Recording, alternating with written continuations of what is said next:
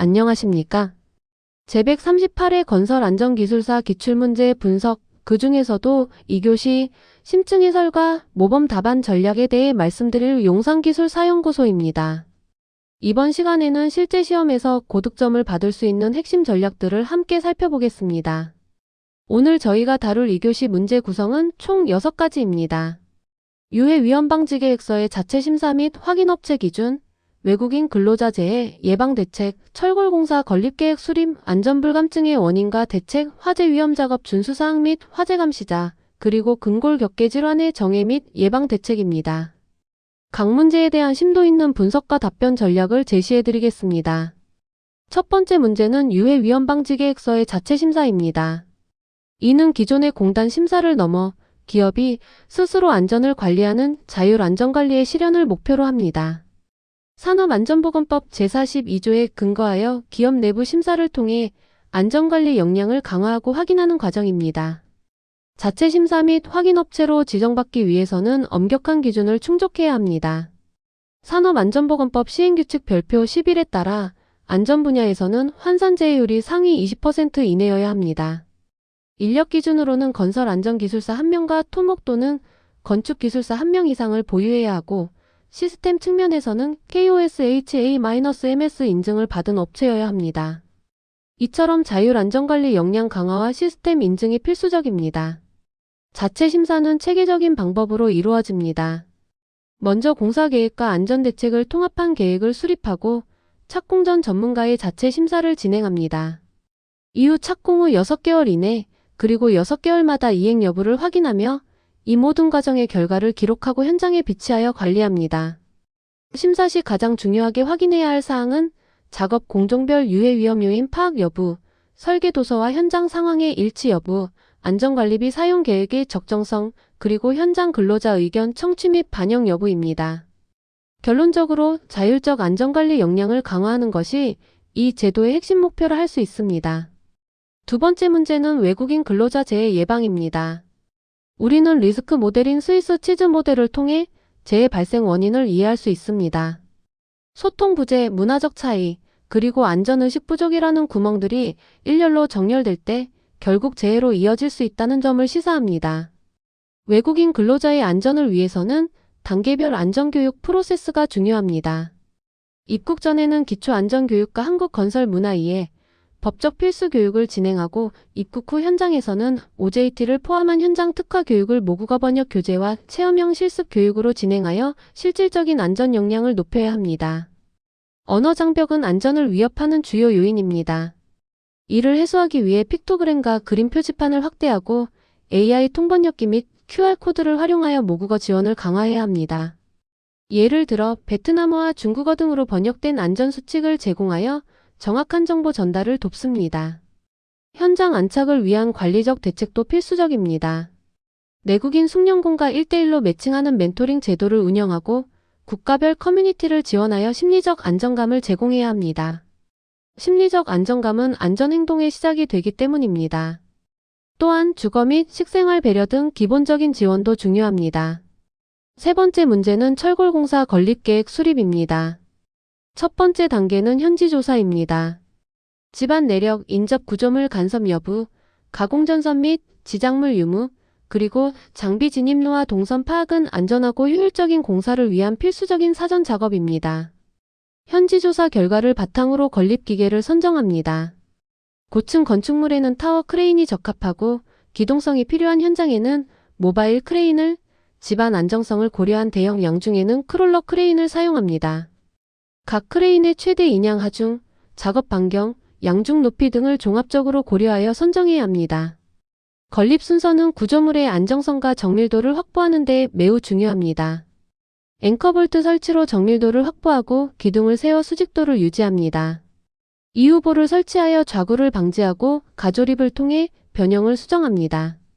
마지막으로 본접합을 통해 구조적 일체화를 완성합니다.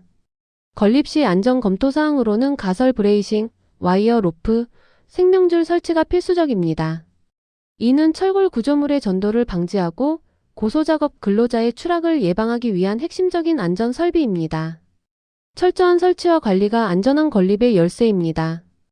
네 번째 문제는 안전불감증의 원인과 대책입니다. 안전불감증은 위험에 익숙해져 위험을 제대로 인지하지 못하는 상태를 말합니다. 이는 위험에 노출된 후 사고가 발생하지 않으면 공포감이 감소하고 결국 나는 괜찮을 거야라는 낙관적 편견으로 이어져 안전불감증이 심화되는 악순환을 겪게 됩니다. 안전불감증의 발생 원인은 다양합니다. 피로, 스트레스, 매너리즘, 공기단축 압박, 형식적인 안전교육 등 인적 요인이 크게 작용합니다.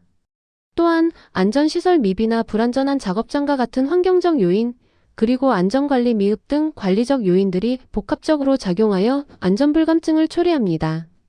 안전불감증을 타파하기 위한 대책으로는 교육과 단속이 중요합니다. 교육은 VR, AR을 활용한 체험형 교육을 확대하고 TBM을 활성화하여 실질적인 안전의식을 높여야 합니다. 단속은 원 스트라이크 아웃 제도와 같은 강력한 조치와 함께 우수 근로자 포상 등 긍정적 강화를 병행해야 합니다. 안전문화의 성숙은 브래들리 커브로 설명할 수 있습니다. 본능적인 반응 단계에서 시작하여 의존적, 독립적 단계를 거쳐 상호의존적인 단계로 발전해야 합니다. 이는 감성 안전과 동료에 대한 사랑을 실천하며 서로의 안전을 돌보는 문화가 정착될 때 비로소 완성됩니다. 다섯 번째 문제는 화재 위험 작업 및 화재 감시자입니다. 화재 발생의 기본적인 이론은 연소의 3요소로 설명됩니다. 가연물, 산소, 그리고 점화원이 동시에 존재할 때 화재가 발생합니다. 예를 들어 우레탄 폼이나 페인트가 가연물이고 공기 중 산소, 그리고 용접 불티나 스파크가 점화원이 될 수 있습니다. 화재 위험 작업 시에는 산업안전보건 기준에 관한 규칙을 철저히 준수해야 합니다. 충분한 환기팬을 설치하고 작업 반경 11m 이내의 가연물을 제거해야 합니다. 또한 소화기를 비치하고 불티비산 방지포를 설치하여 불씨가 튀는 것을 막는 등 화재 예방을 위한 조치를 해야 합니다. 화재 감시자는 화재 위험 작업 현장에 필수적으로 배치되어야 합니다. 배치 기준은 반경 11m 이내에 가연물이 존재하는 경우입니다. 화재 감시자는 확성기, 방염 마스크, 휴대용 조명 등 소화기구 등 적절한 장비를 갖추고 신속하게 대응할 준비를 해야 합니다. 화재 감시자의 업무는 화기작업 허가부터 시작됩니다. 화기작업 허가서를 발급받고 작업 전 가스 농도 측정을 통해 안전을 확인합니다. 이후 화재 감시자를 배치하여 작업 중 발생하는 불티를 감시하고 작업이 시작되면 지속적으로 주변 상황을 주시하며 위험 요소를 통제해야 합니다. 여섯 번째 문제는 근골격계 질환의 예방입니다. 근골격계 질환은 반복적인 동작으로 인해 신경, 근육, 인대의 건강장애가 발생하는 질환을 말합니다. 주로 목, 어깨, 허리, 그리고 팔다리, 특히 손목이나 무릎 등에서 발생하며 건설 현장 근로자들에게 흔히 나타날 수 있습니다. 근골격계 질환 발생의 유해 요인은 여러 가지입니다.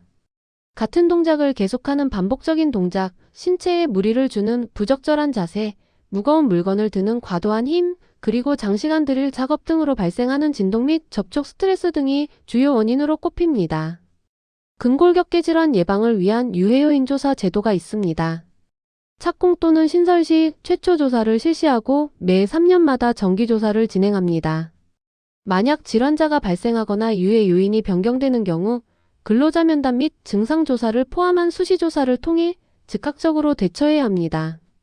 근골격계 질환 예방을 위한 대책은 크게 공학적 대책과 관리적 대책으로 나눌 수 있습니다. 공학적 대책으로는 중량물 운반 보조 설비를 도입하거나 작업 높이를 조절하는 것이 있습니다. 관리적 대책으로는 정기적인 스트레칭, 충분한 휴식 시간 부여, 그리고 작업 전환 등을 통해 근로자의 부담을 줄여주는 것입니다. 결론적으로 건설 안전의 완성은 기술적 완결성과 인본주의적 관리의 조화를 통해 이루어집니다. 안전은 단순히 규제를 지키는 것을 넘어 끊임없이 발전하는 기술과 사람을 존중하는 마음이 합쳐질 때 비로소 진정한 의미를 갖게 됩니다. 안전은 규제가 아니라 기술입니다.